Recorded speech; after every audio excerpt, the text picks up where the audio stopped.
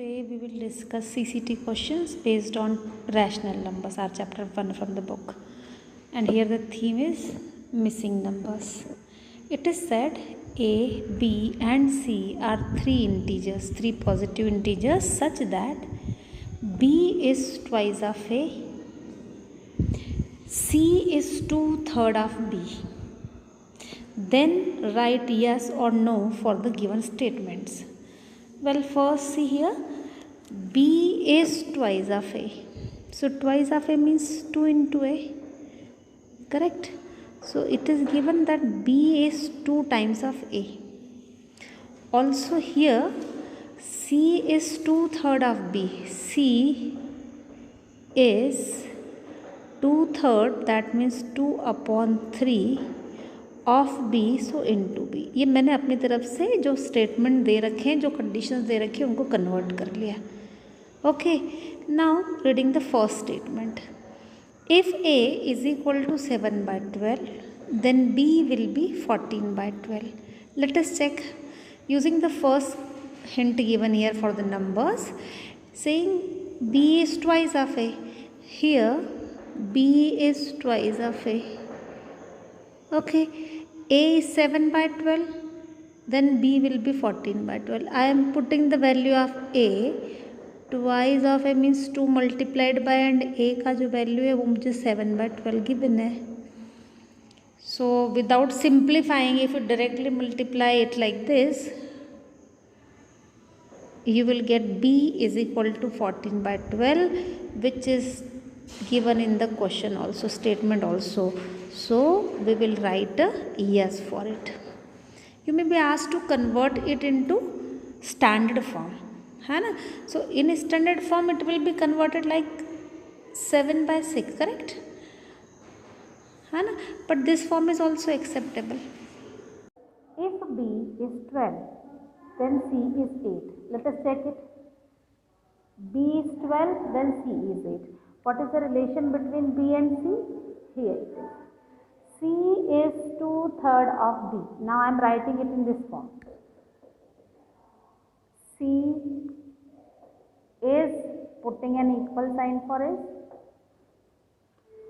2/3, that is 2/3 of B. So this is 2/3 into B. This is the value of C. And in B sentence here, you are given B is 12, then C is 8. Let us find. B is 12. B is 12. What about C? In the question I am given C is 2/3 of B. 2/3 of B. Here 2/3 of B. B का value कितना लेना बोला है? 12 बोला है. Now again I will first simplify it.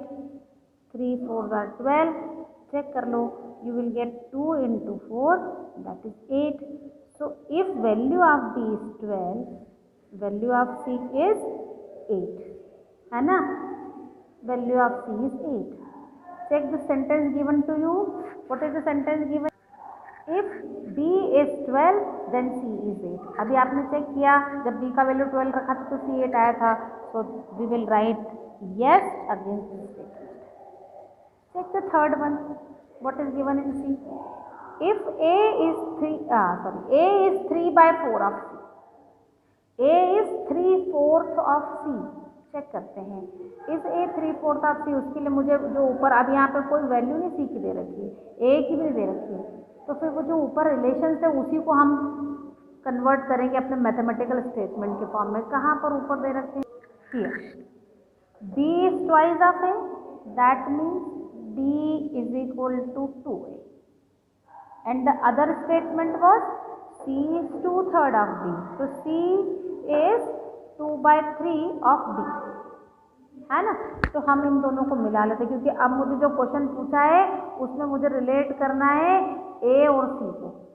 A is 3/4 of C.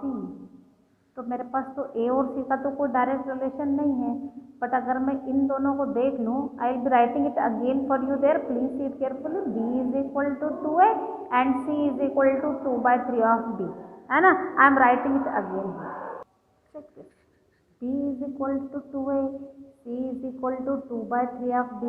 मैंने ये c में जो b आया है ना, उसमें b की ये वैल्यू a की टर्म्स में लिख रहे हैं। क्यों रख रहे हैं अभी आपको भी समझ में आएगा। So what I got, c is equal to 2/3 of b, और b की टर्म्स, b a की टर्म्स में ये है।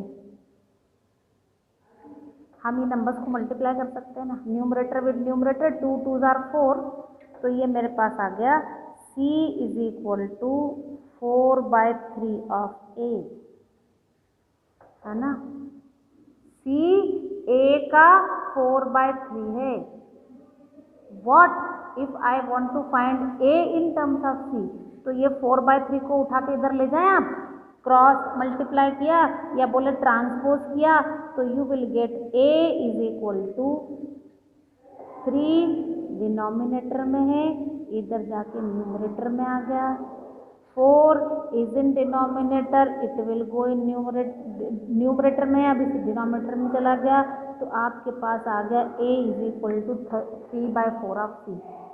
देखो तो यही तो पूछा था ना उसमें, this was sentence, this a is 3/4 of c, है ना। और इसीलिए आपने ये सारा काम किया था। क्या b a की टर्म्स में था, c का रिलेशन b के साथ गिवन था, आपने b की वैल्यू a की टर्म्स में यहाँ रख दी, तभी तो c और a को रिलेट कर पाए। So what do we get, a is 3/4 of c, which is asked here. So this sentence we will write A yes for it. Okay, तो सिंपल थिंग्स आर देयर, थोड़े दो को मिला के तीसरा रिलेशन निकालना है। Now see the second part of this question, find the value of a plus b plus c, a plus b minus c if c is equal to 1। This time you are given value of c, तो आप पहले a निकालें, b निकालें, फिर इसमें रख के solve करें। उसके लिए मुझे क्या जरूरत पड़ेगी, वही पुरानी वाली चीज़, क्या क्या दे रखा था मुझे, b is equal to 2a, correct, first sentence में दिया था। दूसरे सेंटेंस में दिया था c is equal to 2/3b, और फर्स्ट पार्ट का जो थर्ड स्टेटमेंट है उसके आगे यस या नो लिखते लिखते आपने ये फाइंड कर लिया था a is equal to 3/4 of c। क्यों इसकी ज़रूरत पड़ने वाली है, बिकॉज c दे रखा है और वैल्यू मुझे इसकी निकालनी, तो अगर मेरे पास c है I can find a using this relation. देखो भाई, यहाँ से पहले मैंने फाइंड किया a 3/4, c की जगह रखा 1, तो 3/4 ऑफ 1 दैट इज 3/4, 1 से मल्टीप्लाई करोगे तो वही आना है। आ गया ना आपके पास a का वैल्यू, है ना। तो जब c का वैल्यू 1 है तो a का वैल्यू होगा 3/4। Similarly using this second statement आप c और b को रिलेट कर सकते हो, c की वैल्यू रख के b निकाल सकते हैं। चेक करो, c is 1, 2/3 of b, I got to find b। इसके लिए क्या करूँ, 2/3 को ट्रांसपोज कर दो इधर, ये 3 डिनोमिनेटर में है, इधर न्यूमरेटर में चला जाएगा, और 2 न्यूमरेटर से गया डिनोमिनेटर में। And when you are multiplying with 1 तो 3/2, आपका आंसर क्या आना है, 3/2। 1 से मल्टीप्लाई करेंगे तो वही आएगा। तो आपके पास b की वैल्यू 3/2 आ गई, a की वैल्यू 3/4 आ गई। ये जो फाइंड करना है एक्सप्रेशन की वैल्यू, यहाँ पे सबकी वैल्यू रखो, therefore here a plus b minus c, I am putting the values. a का वैल्यू ये 3/4 फाइंड किया था आपने, b का वैल्यू आपके पास 3/2 है, -1, है ना। We are having the numbers with different denominators, तो क्या करें, फर्स्ट फाइंड द एलसीएम और मेक द डिनोमिनेटर सेम। इन सबका एलसीएम हो जाएगा 4। अब LCM divide by the denominator of the first number, करो 4 को 4 से डिवाइड, आंसर आएगा 1। उसको आप न्यूमरेटर से मल्टीप्लाई करेंगे, 3 1 से 3। फिर 2 अब डिनोमिनेटर सेकेंड नंबर का, 4 को डिवाइड करिए 2 से, 2 2s are 4, आंसर आया 2। जो आंसर आया उसको न्यूमरेटर से मल्टीप्लाई करो। 3 न्यूमरेटर है, 2 आंसर आया था तो 2 और 3 को मल्टीप्लाई किया 6। अब डिनोमिनेटर 1, एलसीएम 4, 1 से डिवाइड करोगे तो आंसर 4 आएगा, वो 4 आप ऊपर मल्टीप्लाई करेंगे, 4 1 6 4 और सॉल्व कर लो। ये दोनों नंबर प्लस वाले हैं, ऐड हो जाएंगे, ये नेगेटिव है, सब्ट्रैक्ट हो जाएगा।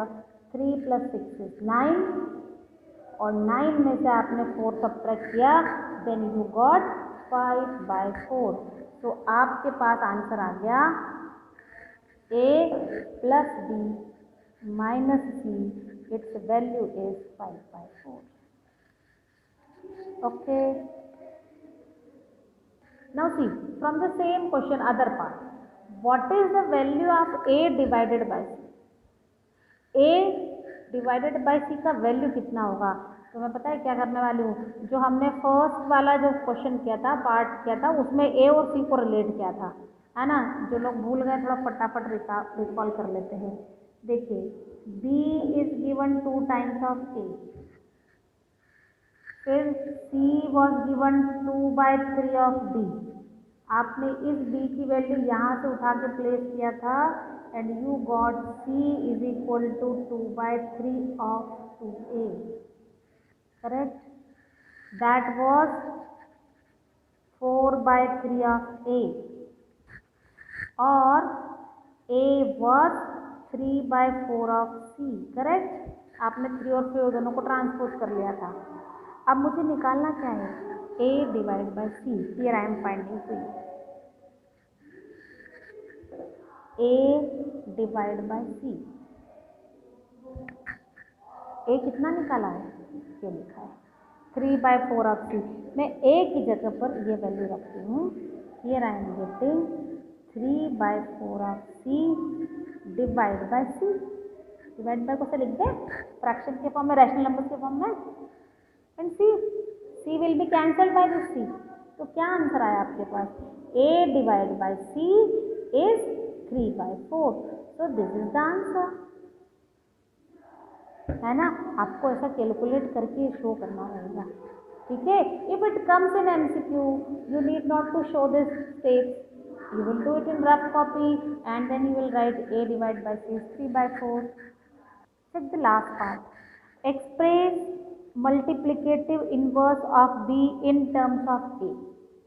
Now multiplicative inverse, that is reciprocal, है ना। हमने चैप्टर 1 में पढ़ा है मल्टीप्लिकेटिव इनवर्स का क्या मतलब होता है। मल्टीप्लिकेटिव इनवर्स और reciprocal is the number which when multiplied with the given number the answer will be 1. तो अगर मुझे b का रेसिप्रोकल निकालना है, b का मल्टीप्लिकेटिव इनवर्स निकालना है, then the multiplicative inverse of b will be 1/b, है ना, upside down. Okay, now I have to write it in terms of a. तो a और b का क्या रिलेशन दे रखा है, इन द फर्स्ट स्टेटमेंट ये दिया था b is twice of a, correct. So when I am finding 1/b upside down, I will get it is 1/2 of a. So this is the multiplicative inverse of b. क्या मिला मुझे, 1/2a. Okay.